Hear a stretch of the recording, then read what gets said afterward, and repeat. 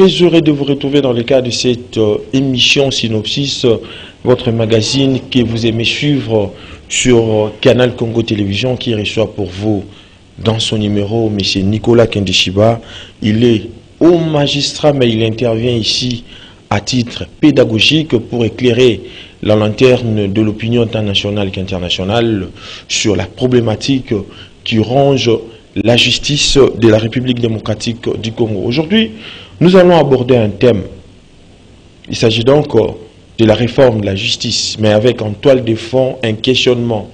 Pourquoi la justice de la République démocratique du Congo n'avance pas? Pourquoi la justice, son image est toujours sombre? Voilà ce qui va constituer l'ossature de cette émission. La justice, c'est la mise en œuvre de droits par les cours et tribunaux. C'est aussi l'action de rendre à quelqu'un ce qui lui revient. C'est aussi également l'organisation du pouvoir judiciaire, c'est-à-dire l'ensemble des cours et tribunaux, parquets et les services qui les administrent. Mais l'image qu'on a de la justice de la République démocratique du Congo est tellement sombre. Tableau tragique, aboutissement logique d'un enchevêtrement de situations qui remontent d'assez loin.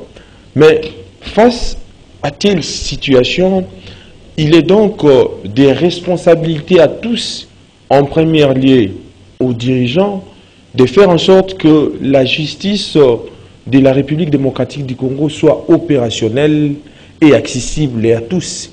C'est à ces conditions qu'elle sera au service de la démocratie, du développement et de la bonne gouvernance. En dehors de cette réalité, la justice de la République démocratique du Congo restera toujours la même.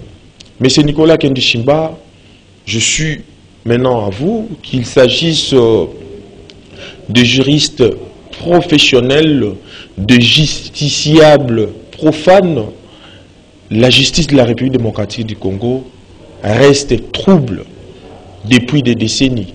Cet embarras accrédite aujourd'hui la thèse selon laquelle la justice de la République démocratique du Congo est à double vitesse, c'est-à-dire elle préserve les dirigeants, mais elle emprisonne les paisibles citoyens. Vous, en tant que haut magistrat, comment interprétez-vous ces problèmes? Merci beaucoup, Eddy. Vous posez un problème très profond. Parce que vous savez que quand la justice est bien administrée, cette justice peut élever toute une nation. Nous avons des problèmes que nous ne devons pas dissimuler. Ça veut dire des problèmes qui concernent d'abord l'administration de la justice. Donc, je ne parle pas de la façon dont la justice est dite en République démocratique du Congo, mais l'administration, le fonctionnement des services du ministère de la Justice. Oui. Et quand nous allons parler de ces services, nous allons voir comment le pouvoir judiciaire est organisé dans notre pays, quel est le rôle du ministre de la Justice au regard de notre Constitution. Ensuite, nous allons voir quelle est l'administration réelle, comment la justice est dite dans notre pays et quelles sont les causes profondes du déclin de cette justice. Est-ce que ce sont les hommes qui ne conviennent pas? Est-ce que c'est la moralité qui est mauvaise? Et là, nous allons déterminer les causes exogènes et des causes endogènes. Donc, nous allons voir la part du gouvernement, oui, la part du Conseil supérieur de la magistrature, l'organe qui est chargé de la gestion quotidienne du pouvoir judiciaire, la part du magistrat lui-même, et nous finirons par la part de justiciable. Parce que vous savez, les gens ont toujours tendance à dire que la justice est mal dite, les gens sont corrompus. Mais si vous suivez la réalité, vous allez découvrir qu'il y a beaucoup de facteurs qui entrent en ligne de compte. Maintenant, si vous permettez, je vais rentrer à l'organisation judiciaire dans notre pays. Oui. Je vais être bref. Il y a la séparation de pouvoir. Tel que préconisé par Montesquieu. Oui. Oui. Nous avons les législatifs, l'exécutif et les judiciaires. Évidemment, chez nous, le président de la République constitue une institution à part entière. Maintenant, parce qu'il y a un ministre de la Justice, quel est son rôle? Qu'est-ce qu'il doit réellement faire? Est-ce qu'il se trouve réellement à sa place? Vous verrez que il y a par exemple ce qui revient au président du Conseil supérieur de la magistrature, mais qui est exercé par le ministre. Maintenant, je vais pouvoir faire voir où ce que nous souhaitons que ça soit pour que ça marche bien. Le ministre de la Justice constitue la courroie de transmission entre l'exécutif et les judiciaires. Oui. Ça veut dire que c'est le gouvernement qui détermine la politique judiciaire du pays. Comment la justice doit être administrée. Qu'est-ce qu'on attend du pouvoir judiciaire. Ça, c'est... Les grandes lignes sont déterminées par le gouvernement. Et c'est le gouvernement maintenant qui donne au judiciaire, à part la ligne de conduite, les moyens de la politique, ce qu'on attend du judiciaire. Comment est-ce qu'on va le réaliser? Alors, comme vous voyez bien, le ministre de la Justice a un droit de regard sur ce qui se passe dans l'administration, dans la façon dont la justice est dite, mais il n'a pas un pouvoir d'injonction. Il peut pas, le ministre de la Justice ne peut pas intervenir dans la façon dont la justice est dite. Donc, par là, la question de l'indépendance de la justice revient avec acuité. Je suis en train d'y arriver. Oui. Le ministre de la Justice donne des lignes directrices de la justice et il transmet au pouvoir judiciaire le moyen, comme j'ai dit. Maintenant, qu'est-ce qu'il doit faire? Dans notre pays, aujourd'hui, le ministre de la Justice est représenté par des fonctionnaires. Or, en réalité, le ministre de la Justice doit faire partie du Conseil supérieur de la magistrature, mais sans voix élective. Donc, il est observateur quand on fait tous les travaux. Parce que celui qui doit justifier, qui doit défendre le fonctionnement de la justice et obtenir le moyen du gouvernement. Donc, étant ministre de la Justice, il est carrément membre du Conseil national de... Il le doit. Oui. Il le doit. Donc, il n'a pas la voix au vote. Quand on prend une décision, le ministre de la Justice ne participe pas. Oui.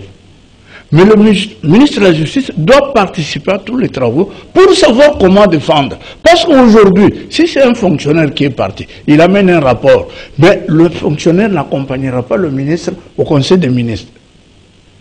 Il ira défendre seul.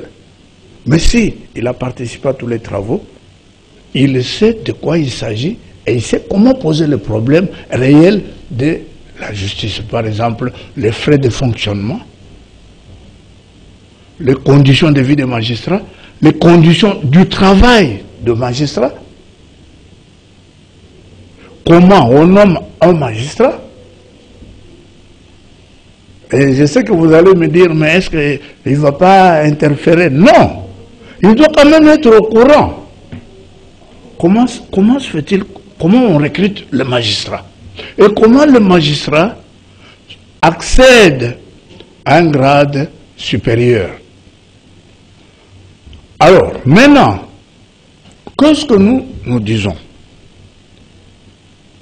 Il est au courant de tous ces problèmes et il les pose au gouvernement pour apporter les solutions idoines au pouvoir judiciaire.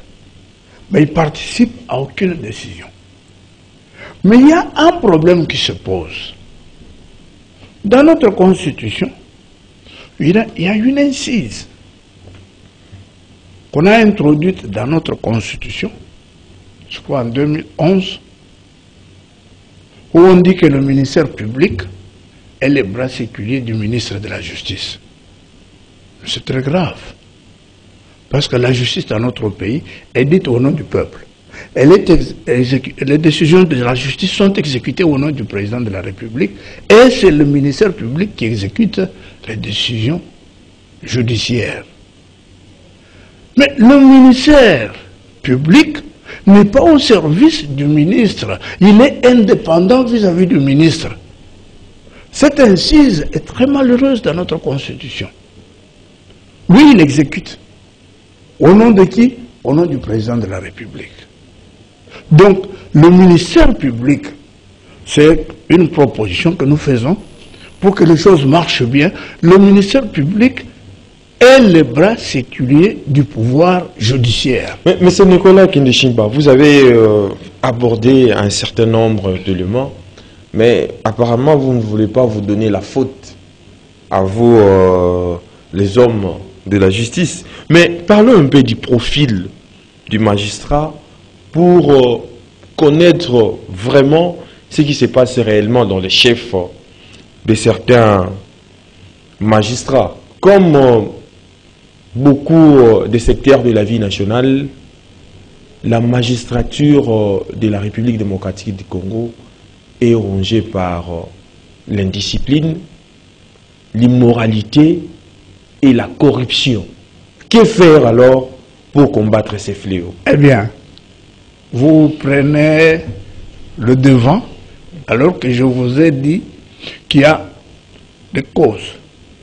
La part du gouvernement, oui, vous l'avez dit, la part des magistrats, oui, la part du Conseil supérieur de la magistrature et la part des justiciables.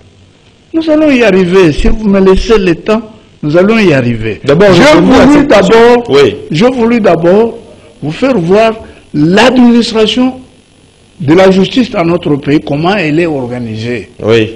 Quel est le problème que nous rencontrons à l'heure actuelle? Quel est le rôle du ministre? Quelle est sa place? Est-ce que le ministre peut influer sur l'administration de la justice? Et j'ai voulu faire voir qu'il y a l'interdépendance, mais le ministre ne peut pas interférer dans l'administration de la justice. Là, vous l'avez dit. Alors, maintenant, parce que vous avez posé le problème des magistrats, oui, je veux maintenant commencer avec la part du gouvernement. Pourquoi ça ne marche pas dans la magistrature? Nous allons commencer par le recrutement même du magistrat. Oui. C'est quelque chose qui est très mal organisé. Dans la mesure où on a trouvé même de non-juristes qui ont participé au concours et qui ont été nommés magistrats. Dans la mesure où on a trouvé même des fictifs comme magistrats, parce qu'on a fait le contrôle dernièrement, on a trouvé que quand les gens présentent le concours, avant même de présenter le concours, il n'y a pas un contrôle sérieux sur le profil du magistrat. Qu'est-ce que la loi dit? On détermine l'âge, on détermine la nationalité, on détermine le niveau d'études que cet homme doit avoir fait. Mais ici, chez nous, on se retrouve avec des gens qu'on ne connaissait pas. Et des gens dont les noms se sont retrouvés, on ne sait pas comment. À qui incombe la faute? Ben justement, c'est ça. C'est pour cela qu'on en parle. Oui. Parce qu'entre le Conseil supérieur de la magistrature, qui a organisé les concours, parce que le dernier concours était organisé en 2010, avec la fameuse promotion de tolérance zéro. Mais entre le Conseil supérieur de la magistrature et les services de nomination, il y a eu une main noire. Or, c'est pour cela que nous demandons qu'il y ait un contrôle sérieux, d'abord du profil du candidat, Oui. du dossier de chaque candidat, et ensuite le concours, la correction et la vérification des listes de noms qu'on va présenter, qu'on va proposer à la nomination. Est-ce que ce sont les gens qui avaient les dossiers? Est-ce que ce sont les gens qui ont présenté le concours? Est-ce que ce sont les gens qui ont réellement réussi? Mais c'est Nicolas Kendishiba. Malgré cela, mais il y a plusieurs rapports publiés sur la magistrature congolaise qui stigmatisent aussi l'incompétence de certains magistrats, qui du reste, ils ont été recrutés, mais ils sont incompétents. C'est ce que j'ai dit.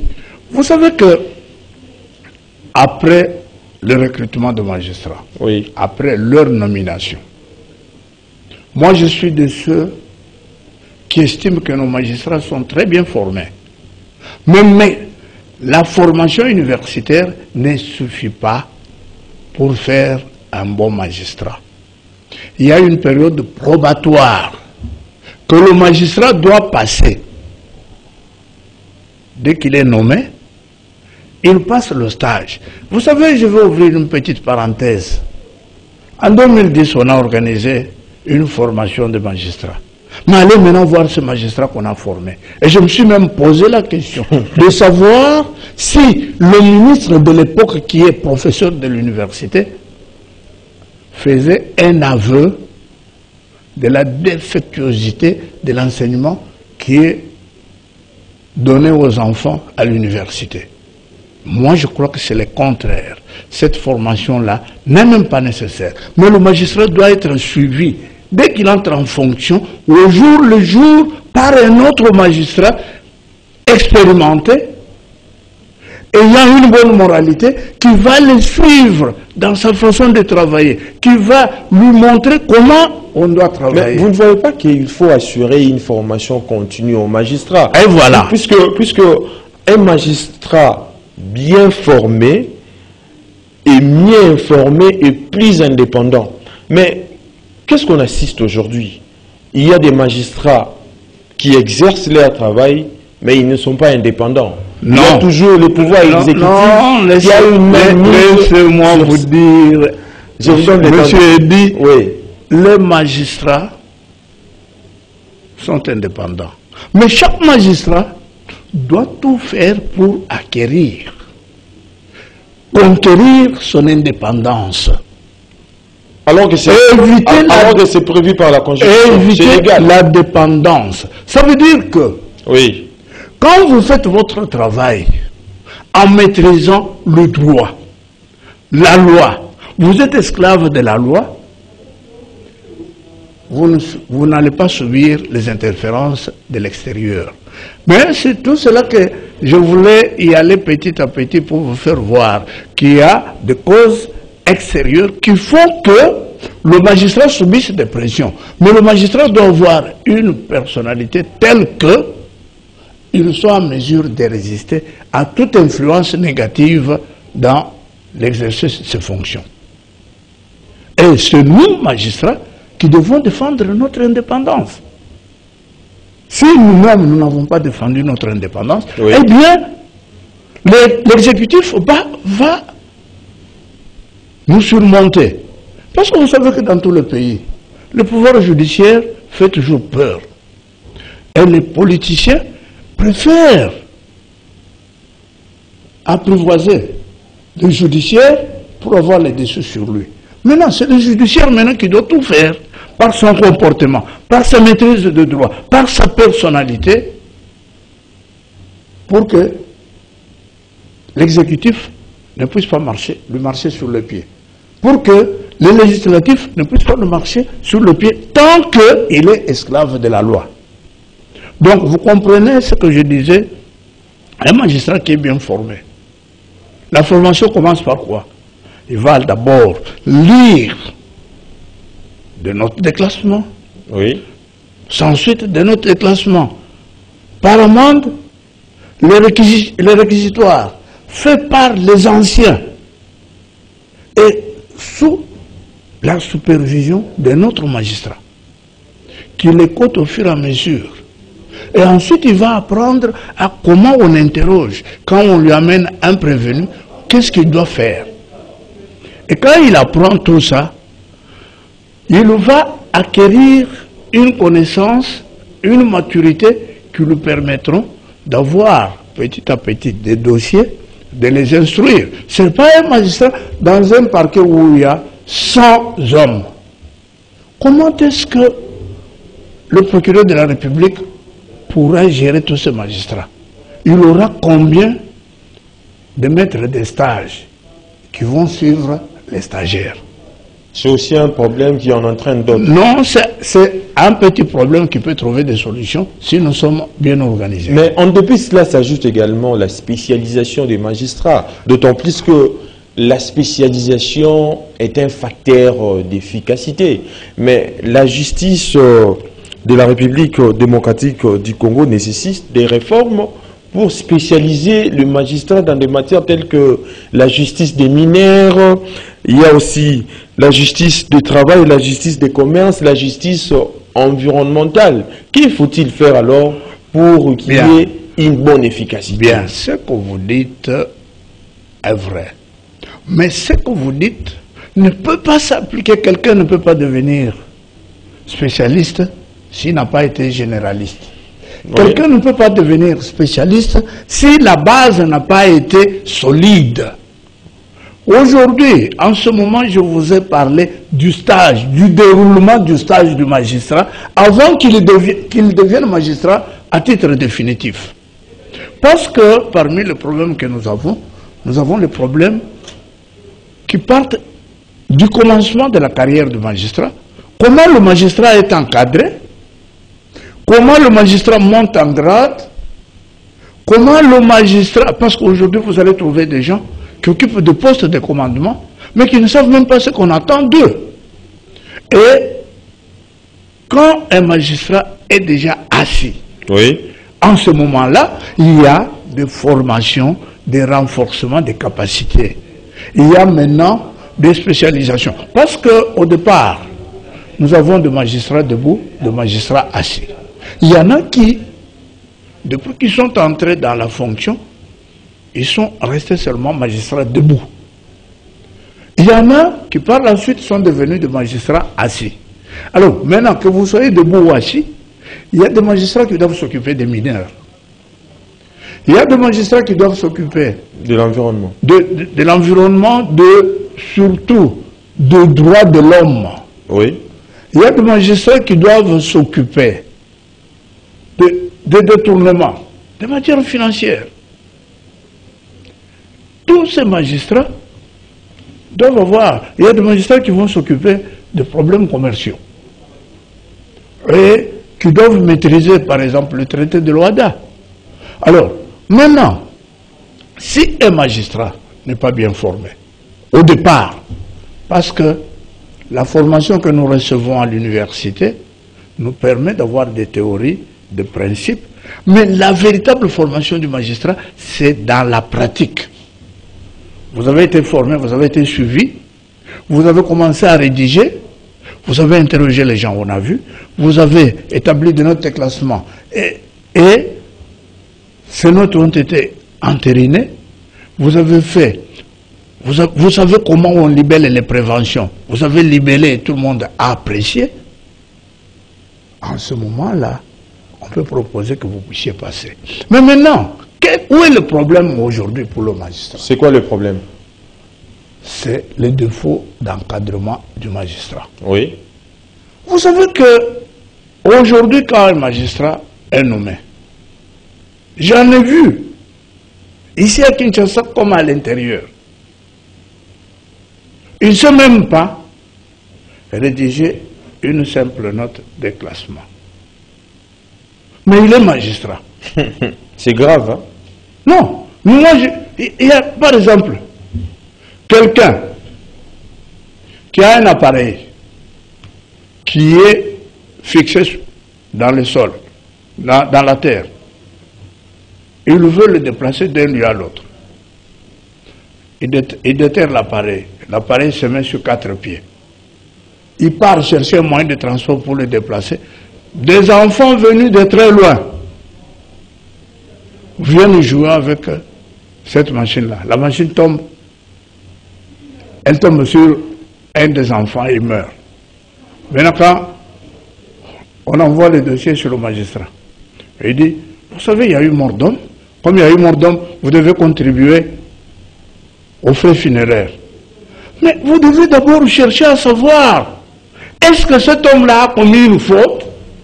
Un autre homme moyen placé dans les mêmes circonstances de fait, se serait comporté de quelle manière? Est-ce qu'il a commis une faute? Est-ce que la faute a causé un préjudice à autrui?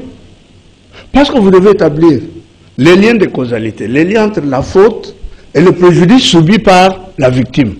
Parce qu'il peut y avoir la faute exclusive de la victime. Vous allez dire parce qu'il y a eu mort d'homme. Mais M. Nicolas Kanchiba, vous oubliez que les personnels judiciaires travaillent aujourd'hui dans des conditions qui compromettent aussi l'indépendance du pouvoir judiciaire. Ces personnes ne disposent ni des moyens, ni des transports, ni de communication, même pas les frais de fonctionnement qui arrivent tout le temps en retard. Vous savez, qui n'arrivent même pas. Vous savez que vous ne me laissez pas le temps de vous faire voir. Il y a des choses que je dois vous dire. Oui. Le manque d'encadrement, le manque d'infrastructure, le manque de suivi du magistrat dans son travail. Vous savez, à l'époque, aujourd'hui c'est la lutte pour la survie. À l'époque, un magistrat du parquet, pour classer un dossier sans suite, il faisait la note de classement, qui reprenait l'identité de l'homme, les faits pour lesquels il est poursuivi, il les exposait et il faisait la discussion en droit pour dire que ces faits ici ne cadrent pas avec les prescrits de la loi. Et là, il proposait, sans demander l'argent. Là, il proposait les classements sans suite. Oui. Maintenant, les classements sans suite étaient soumis à l'approbation de son chef direct. Oui. Le chef direct, quand il a approuvé, il a envoyé chez le procureur général. Et le classement réel se faisait après l'entérinement du procureur général. Parce que le procureur de la République, comme le procureur général, pouvait constater qu'il y avait des devoirs qui n'avaient pas été accomplis. Mais aujourd'hui, ça ne se fait pas. Le magistrat fait dans son bureau dit dossier classé sans suite. Est-ce que va-t-il craindre? Mais quand il sait que ce dossier ici, le travail que je fais ici, sera soumis à l'approbation de mon chef direct, de mon chef, du supérieur de mon chef, il aura peur. Même si on lui a proposé de l'argent, il n'acceptera pas. Parce qu'il ne saura pas donner la solution à celui qui est venu lui proposer de l'argent.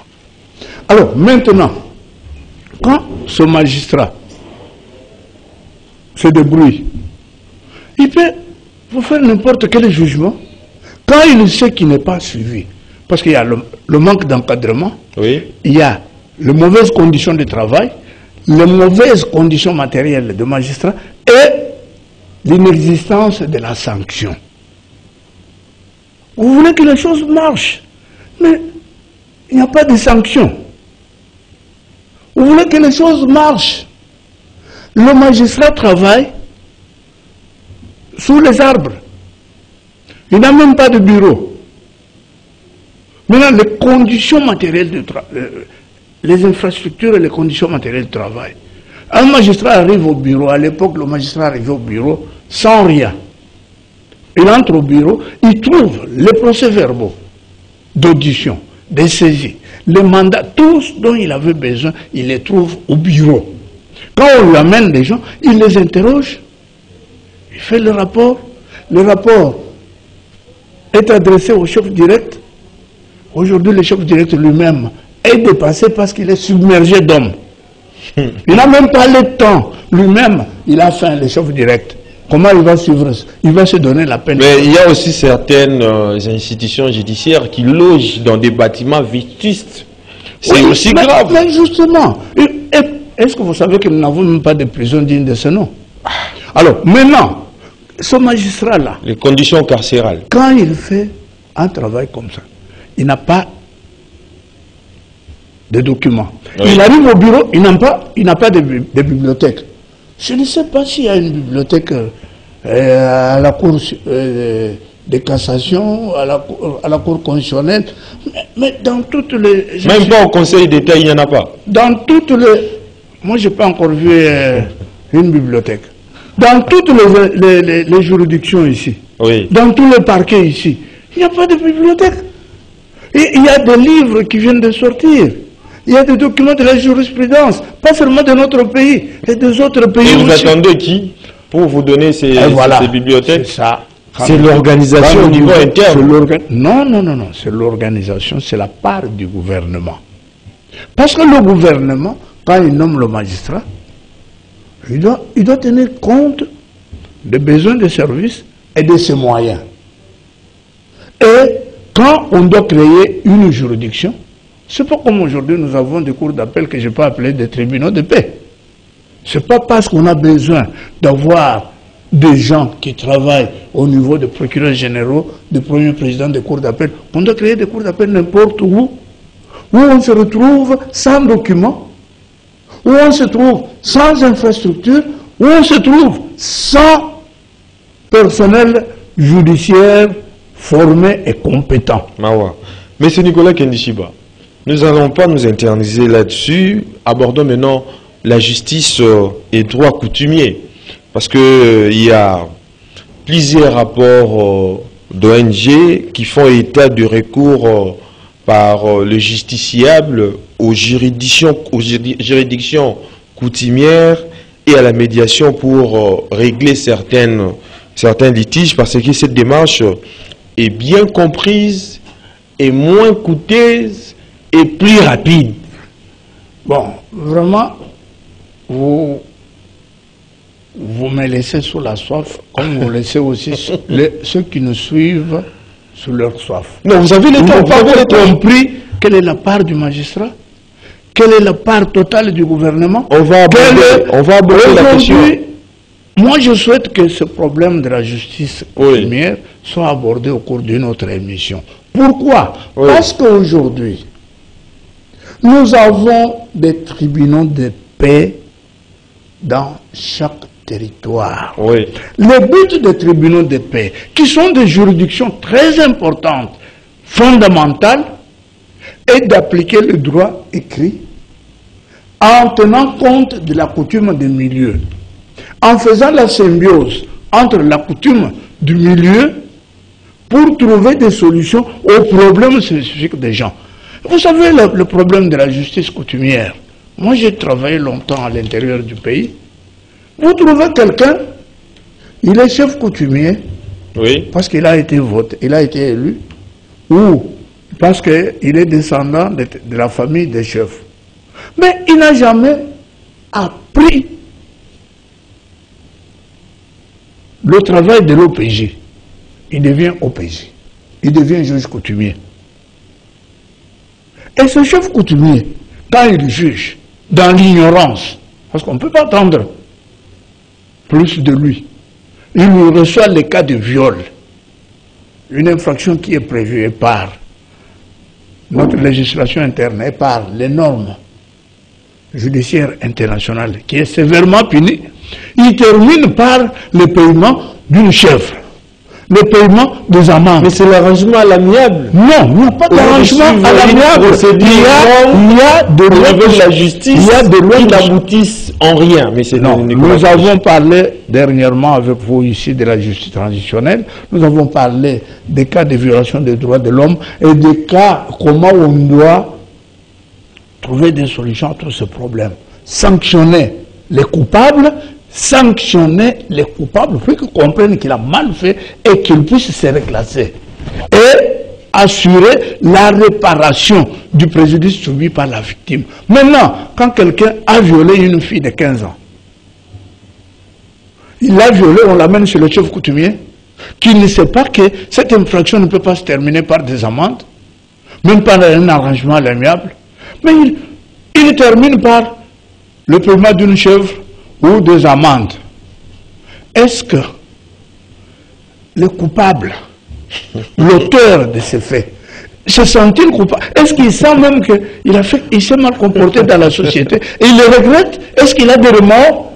Est-ce qu'il peut changer? Il va continuer dans la même voie. Et la victime, elle est abandonnée à son triste sort. Il y a des femmes à l'intérieur du pays, même ici à Kinshasa, qui sont violées, mais qui n'ont jamais trouvé justice. C'est pour cela que nous estimons que les tribunaux de paix ont droit à l'existence. Maintenant, l'employeur des services judiciaires, qui est l'État, doit penser à l'installation de ces tribunaux, à l'installation des infrastructures et aux bonnes conditions de travail de ce magistrat, ainsi qu'aux conditions matérielles de ce magistrat. Parce que comment voulez-vous qu'on envoie un magistrat à l'intérieur, il arrive dans un coin où il ne connaît personne, mais il n'est même pas logé. Le chef lui demande de se débrouiller. Il est là, dans un milieu qu'il ne connaît pas. Le salaire est lui-même très insignifiant, mais maintenant il est malade, qui va le soigner? Sa famille reste là où il était. Elle ne peut pas le rejoindre. Il ne reçoit même pas le billet pour qu'il se rende à son lieu d'affectation. Or, les statuts des magistrats exigent que quand un magistrat est marié, dès qu'il est affecté ailleurs, il reçoit les billets pour lui-même, pour sa famille, son épouse, ses enfants et les enfants sous tutelle. Seulement les magistrats, pas les fonctionnaires, pas les autres. C'est pour tous les autres fonctionnaires. Et ici, nous disons que vous voulez que les choses marchent, il faut qu'on respecte les statuts qui régissent nous parlons de magistrats ici. Les statuts des magistrats. Vous voulez que les tribunaux de paix fonctionnent très bien, il faut que les chefs coutumiers se soumettent aux magistrats et il faut qu'il y ait des magistrats compétents. Parce qu'à l'époque, quand on a créé les tribunaux de paix, ce n'est pas des jeunes gens qui sortaient de l'université qui allaient travailler aux tribunaux de paix. C'était des conseillers au niveau de la cour d'appel. Et c'était aussi des magistrats qui avaient déjà travaillé au parquet comme au tribunal et qui avaient la maîtrise des règles procédurales. Maintenant, quand vous envoyez un jeune homme qui vient de l'université, vous l'envoyez dans un tribunal de paix. Il va faire quel travail? Et puis vous l'envoyez là-bas, il n'a même pas de maison. Mais c'est Nicolas Kenishiba, vous parlez des droits de l'homme. Mais sur le plan international, la République démocratique du Congo a ratifié plusieurs conventions internationales en matière notamment des droits de l'homme, dont des conventions relatives à la protection des droits humains. Cependant, leur application n'est pas effective au sein des cours et tribunaux. Que peut-on faire pour changer d'abord l'état des choses? Ce que vous ne m'avez pas permis de dire, il faut que le magistrat soit suivi dans son travail, qu'il puisse aussi suivre des séminaires ou des formations de renforcement des capacités, qu'il puisse se spécialiser dans les domaines bien déterminés. Et maintenant, qu'il puisse aider la République à respecter ses engagements vis-à-vis de la communauté internationale et vis-à-vis de son peuple. Pourquoi on a adhéré à toutes ces conventions? C'est pour assurer le bien-être de la population. Et maintenant, si le magistrat ne connaît pas, comment peut-il faire un bon travail? N'oubliez pas que la plus belle femme du monde ne peut donner que ce qu'elle a. Donc il faut... Donc vous êtes faible. Qu'on assure. Vous êtes incapable. Qu'on assure. Donc vous pouvez rendre la justice telle que vous l'avez appris, mais même dans des mauvais sens. Donc non, que la plus belle femme du monde c'est là où vous n'avez pas compris ce que j'ai dit. La justice telle que nous l'avons apprise, elle est bonne. Oui. Mais maintenant, les hommes, quand ils travaillent, ils commettent des erreurs. Parce que toute œuvre humaine connaît des imperfections. Mais maintenant, pour empêcher le magistrat de faire ce qu'il faisait, parce qu'il y a eu un laisser-aller, non seulement il y a le suivi, il y a aussi ses conditions de travail, ses conditions de vie. Ces conditions de vie, on doit assurer les bonnes conditions de travail, les bonnes conditions de vie. Les bonnes conditions de travail, c'est quoi? Une bibliothèque. Les bonnes conditions de travail, c'est quoi? La formation. Je suis magistrat à tel ou tel parquet ou telle juridiction, mais je reçois quand même la formation qui vient d'ailleurs pour que je puisse appliquer, par exemple, des normes juridiques internationales que je ne connais pas.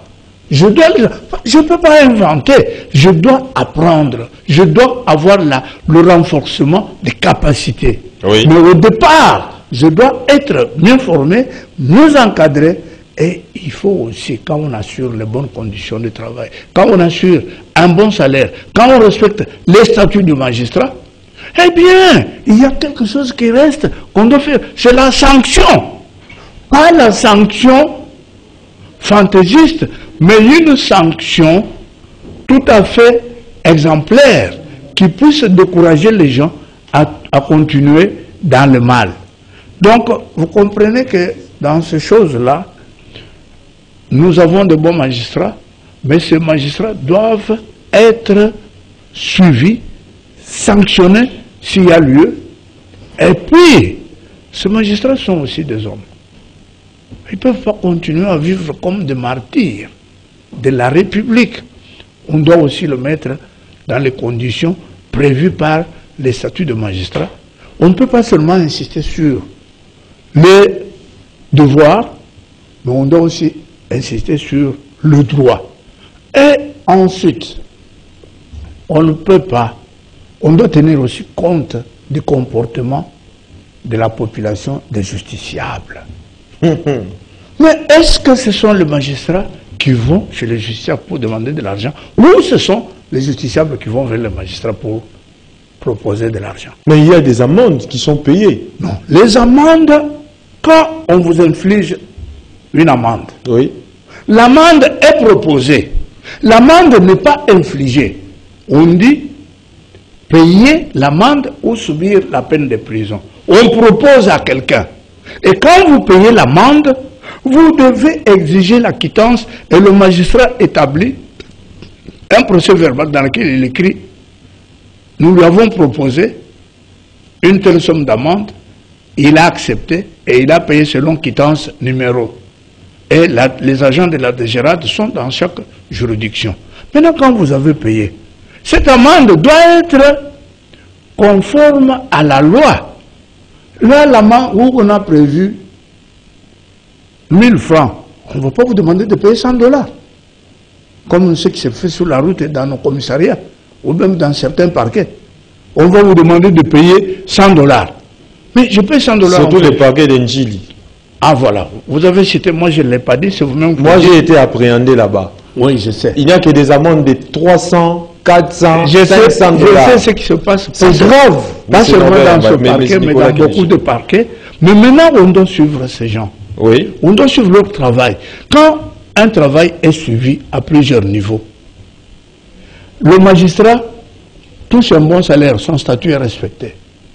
Peut-il accepter de perdre tous ses avantages pour une petite corruption qu'on lui donne une seule fois, au risque même que celui qui lui a donné cette corruption se moque de lui après? Non, il dira non, je préfère garder le peu qu'on me donne, mais qui me permet de subvenir à mes besoins, de faire étudier mes enfants, d'assurer les soins de santé de ma famille, de faire des économies. Je souhaite garder ça. Parce que vous savez que le magistrat, c'est un homme. Regardez par exemple les cas de 315 magistrats qui ont été écartés. Mais il y en a qui sont morts parce qu'il manquait de moyens de subsistance. Il n'y a personne qui peut accepter qu'on lui coupe la source de subsistance. Mais maintenant, il faut que ça soit consistant. Et maintenant, quand il est suivi, il se dit non, je ne ferai pas ça parce qu'on pourra m'arrêter. Et il faut aussi que la population puisse être réaliste et correcte. Tous ceux qui ont été arrêtés, arbitrairement ou à juste titre, surtout quand ils estiment qu'on l'a arrêté arbitrairement, il va dire non, le magistrat a été corrompu. Tous ceux qui ont été condamnés, je n'ai jamais vu un condamné qui accepte qu'il a été condamné à juste titre. C'est ce que nous n'avons pas parlé méthodiquement parce que vous m'avez interrompu toutes les fois. J'avais voulu même inviter le gouvernement, les autorités, oui, à recevoir les plaintes des gens avec beaucoup de réserve. Parce que chez nous, les gens aiment bien se plaindre. Mais maintenant, quand il faut vérifier si ces accusations... La population vous suit, hein? Oui, oui, si ces accusations portées sont réelles. Moi, j'ai vu une dame qui est venue chez moi. Oh, chef, n'a parqué à Kinkole. Moi, je suis allé me plaindre, maintenant on veut me confronter dans le fond de Moutouboy. Mais par exemple, me confronter quand on a battu mon sobo et nabo. Ah, mais maman, magistrat Wanazazo batté.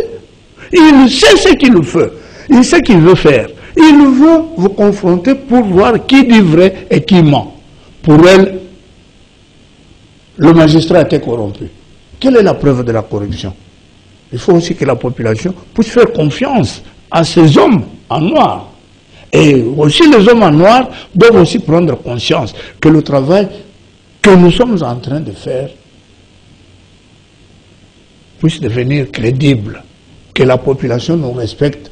Quand quelqu'un vient et vous propose quoi que ce soit, vous estimez que ce n'est pas bon, vous lui dites non. Moi, je ne suis pas là pour ça. Je suis là pour mon travail et ce que vous me proposez, je ne marche pas. Il faut aussi que le magistrat prenne conscience. Parce que si chaque fois, on doit vous traiter de corrompus, de ceci, de cela, qu'on le dise, mais qu'on ne vous trouve pas impliqué dans ce genre de corruption. Et il faut aussi maintenant que les chefs de magistrats, pour côté, parce qu'aujourd'hui, tout le monde est côté très bon. Est-ce que tout le monde est bon? Il faut maintenant que la cotation soit objective. Quand quelqu'un est coté, quand on estime que celui-là peut accéder à un grade supérieur, il faut alors qu'il soit réellement apte, compétent. On ne peut pas nous mettre n'importe quoi, n'importe qui. Les déchets ramassés n'importe où. Il faut que le magistrat qui est nommé à tel poste soit en mesure de défendre l'acte de nomination et de défendre la confiance que l'autorité a placée en lui. Monsieur Nicolas Kandishiba, puisque nous cheminons déjà petit à petit vers la fin de cette émission, j'aimerais qu'on puisse maintenant aborder, pour terminer, l'indépendance du pouvoir ou la responsabilité du magistrat. Parce que les articles 150 et 169 de la Constitution de la République démocratique du Congo affirment clairement l'indépendance du pouvoir judiciaire. Mais les lois en vigueur, M. Nicolas Kandishiba, n'assurent pas efficacement son mise en œuvre. Que dites-vous par rapport à cette situation? Bon, écoutez, moi je vous ai dit que la notion de l'indépendance, elle est relative.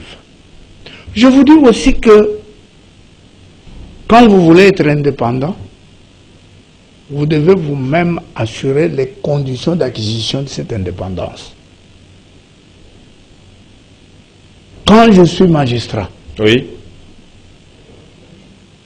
la qualité même du travail que je fais, la quantité du travail que je fais, font en sorte que l'homme qui est devant moi me respecte, qu'il trouve en moi le beurre de l'honnêteté.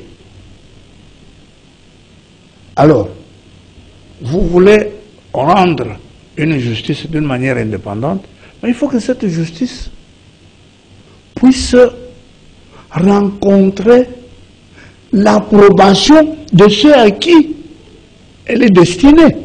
Mais si c'est toute la population qui désapprouve ce que vous faites,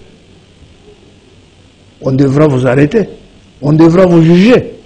Mais si, malgré certaines réticences, on trouve que les décisions rendues dans notre pays, rentrons par exemple au niveau des cours d'appel, les décisions qui sont rendues ici, quand ils sont envoyés au niveau de la cour commune de justice et d'arbitrage à Abidjan, combien de décisions rendues par nos cours d'appel sont confirmées à ce niveau-là et combien de décisions sont infirmées? Mais si nous avons sur 10, cette décision confirmée, eh bien, on va nous respecter.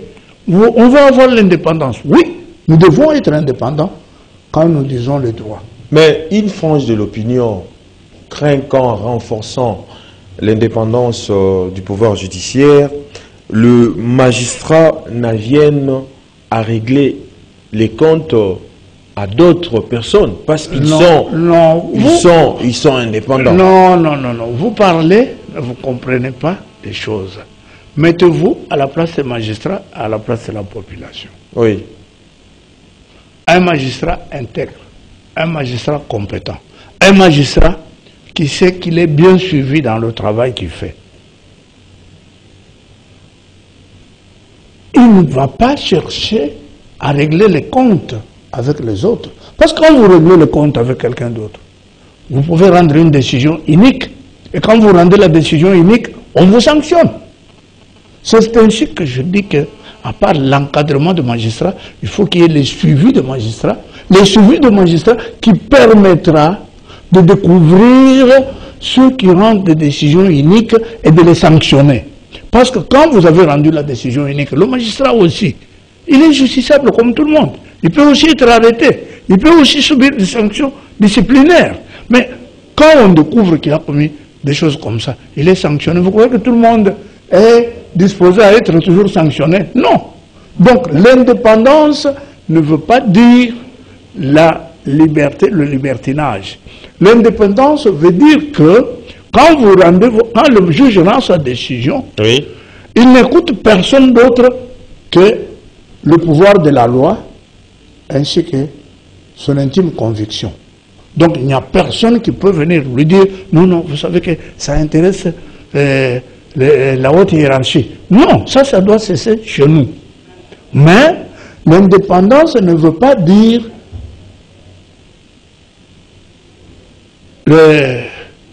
la violation de la loi. Parce que dans le cadre des droits de l'homme, le droit de chaque homme s'arrête là où commence le droit des autres.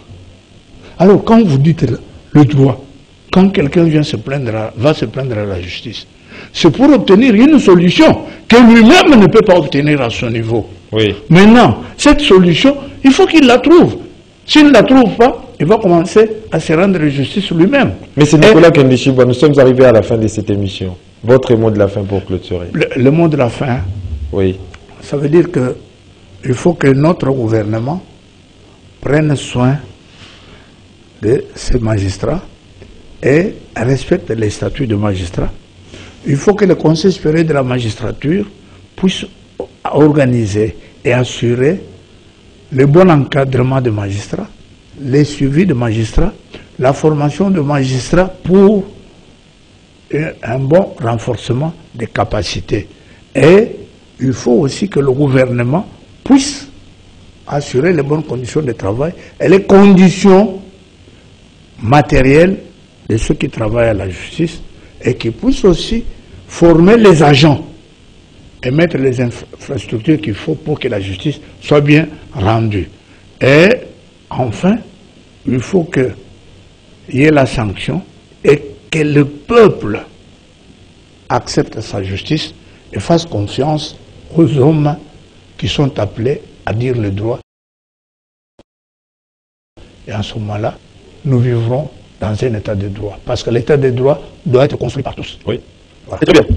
Mesdames et messieurs, puissent les propos de M. Nicolas Kendishiba nous aident vraiment à efflairer les différents problèmes qui rongent la justice de la République démocratique du Congo et à nous déterminer pour des solutions profondes et constructives. D'autant plus que la justice de la République démocratique du Congo est très active dans des pratiques immorales, des corruptions et d'application sélective du règle du droit.